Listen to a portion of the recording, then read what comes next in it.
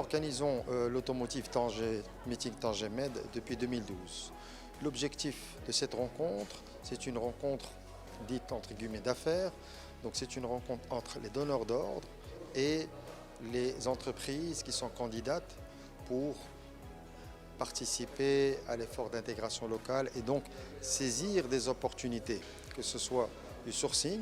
Donc nous avons d'un côté les donneurs d'ordre qui sont les constructeurs automobiles et les multinationales ou qu'on appelle les fournisseurs de rang 1, qui sont des big players, des entreprises d'envergure au niveau des écosystèmes et qui expriment des opportunités de sourcing et d'intégration locale.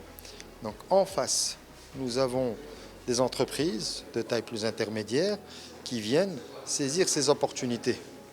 Donc les acheteurs d'un côté et les entreprises qui viennent saisir ces opportunités. In fine, nous allons vers de l'intégration locale additionnelle, de l'intégration de métiers additionnels et on va de plus en plus vers la valeur ajoutée et une intégration, ce qu'on a dit, en profondeur.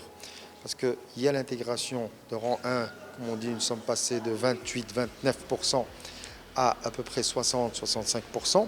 Mais ce qui est intéressant, c'est qu'il y a aussi des fournisseurs de rang 2, de rang 3, et des fournisseurs de certains métiers stratégiques, pionniers, qui sont peut-être de l'outillage, de la fonderie, de la forge, de la mécanique de précision, de la visserie, de la fixation. Bon, les métiers sont très nombreux, le traitement de surface, qui permettent de densifier la chaîne de valeur et rendre la filière globalement plus compétitive. Alors cette année, il y a un enjeu particulier. Vous savez, il y a la mobilité, la nouvelle voiture qui arrive. Donc c'est une nouvelle mobilité. En même temps, elle est électrique, elle doit être décarbonée, elle doit intégrer la conduite autonome, elle doit être connectée.